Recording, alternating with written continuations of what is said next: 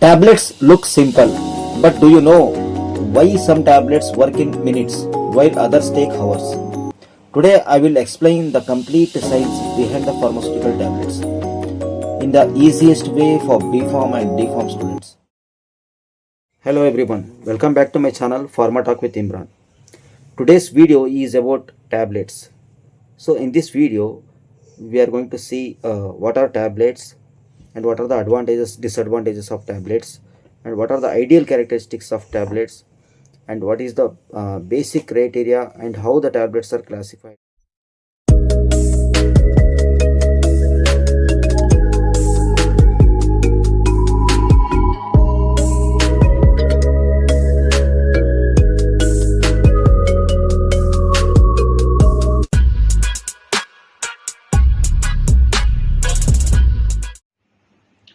What are tablets? So tablets are the solid dosage forms. So they are present in the solid form and they contain one or more drugs. That is, they may contain one drug or more than one drug, means two or three, and they are prepared by a compression method or by a molding method and with or without excipients, and they are intended for oral administration, means usually tablets are taken through the oral administration or oral route. They may be swallowed, or sometimes they may be chewed, or they are dissolved in GIT and release the drug, or they are dispersed in water, then they are going to use. So this is the simple definition of tablets. So tablets are usually, they are present in the solid form, that is why they are called as solid dosage form, and they contain one or more than one drug, and they are prepared by a simple compression or molding method with or without excipients. Now, what is the importance of tablet in pharmacy? So the tablets have good chemical as well as physical stability. Why? Means they are present in the solid form and there is a less chance of microbial attack. So that is why they are more stable as compared to the liquid dosage form. Second one is accurate dose delivery is possible. For example, a tablet containing 500 mg of the drug means accurately the drug is weighed and incorporated in the tablet. Then there is no dosage variation. So that is a very plus point of the solid dosage form or tablet. That is why it is called as unit dosage form. Means here the dose is fixed. The second one is easy to administration. Means there is no skilled person or a trained person is required. The patient himself or herself can easily take the tablet without any help. Then low manufacturing cost as compared to the other dosage form like liquid and parenterals, it is less coster, means it is economical. Then the convenient in packaging, storage and transport.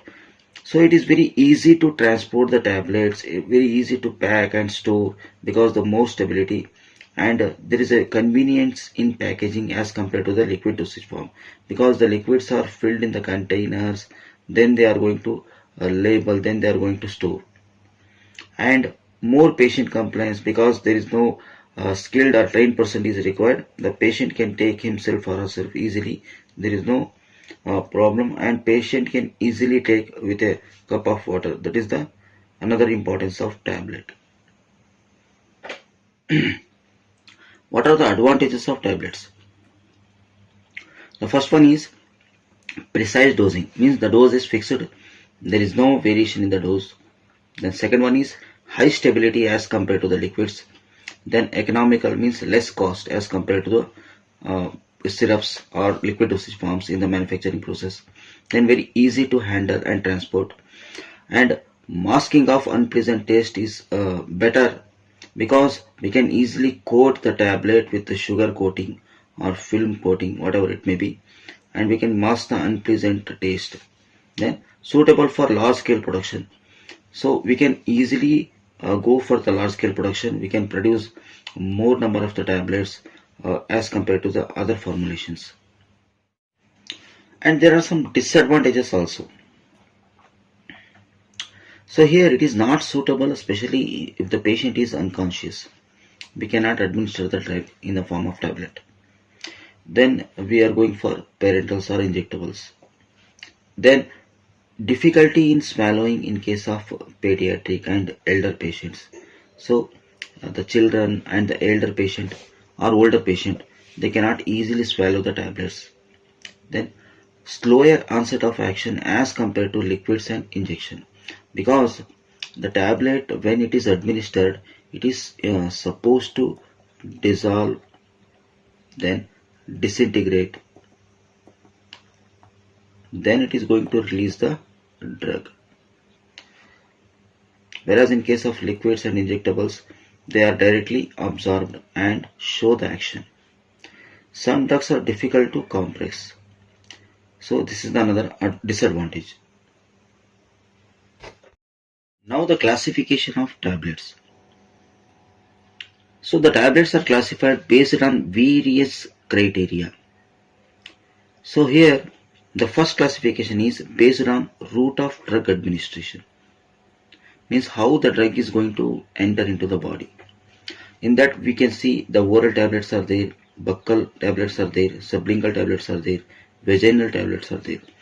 Now what are oral tablets? So they are the normal tablets which are taken through the oral route. Then what are the buccal tablets? So buccal tablets are the specialized medication that are designed to be placed between the upper gum and the cheek. So they are the specialized tablet. They are supposed to be placed on the upper gum and between the upper gum and cheek, and they release the drug readily in that position and enters the site of action. And sublingual tablets. Sublingual tablets are placed below the tongue. So they are called as sublingual tablets, especially the nitroglycerin tablets. So they are taken in the angina pectoris, that is a serious disorder. So then vaginal tablets are there. So the vaginal tablets are introduced through the vaginal route. So these classification is based on the route of drug administration. And the second one is, here the classification is based on the method of use.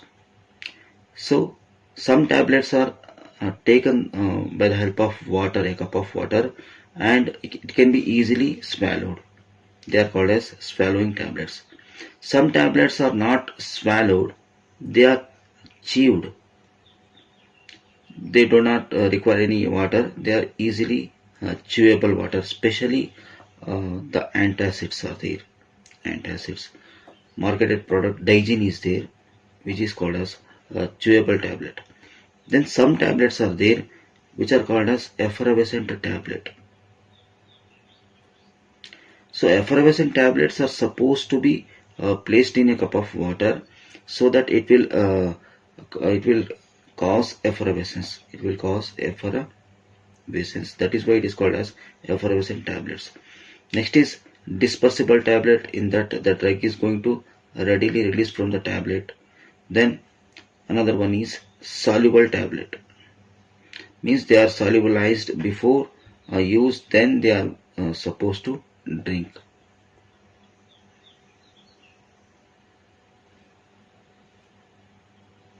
Then based on released pattern. Here the normal tablet is called as conventional tablet. There is an immediate release of the drug from the tablet. Then sustained released tablet. So in the sustained release, there is a slow release of the drug. Slow release of the drug. There is a slow release of the drug.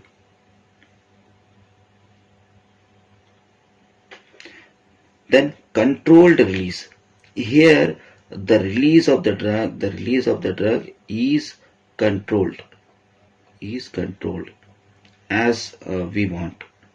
So they are called as controlled release of the drug. Then delayed release of the drug. They are called as entry coated tablet. Here the coating is done on the tablet, and there is entry coating, and the release of the drug is slow, means prolonged. Then specially these tablets are designed to protect the drug from a GIT, or in the GIT, due to gastric HCl or gastric acid, the drug may get collapsed. To protect that one, so we are selecting that is anti-coated tablet.